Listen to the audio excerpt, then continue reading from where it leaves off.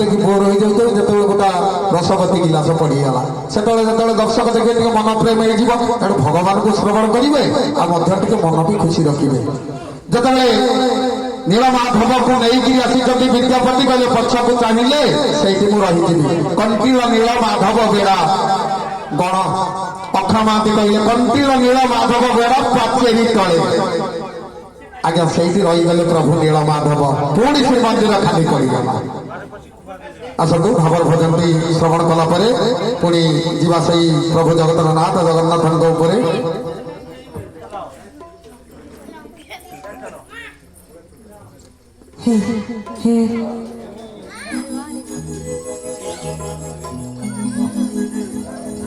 जगतर नाथ जगन्नाथ उद्देश्य आगे सुंदर भजन चाहिए से प्रभु दुई हाथ समस्त टेकवा दुई हाथ महाप्रभु पाखे समर्पित भाव रखा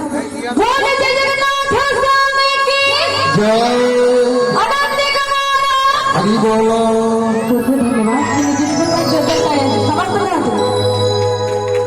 धन्यवाद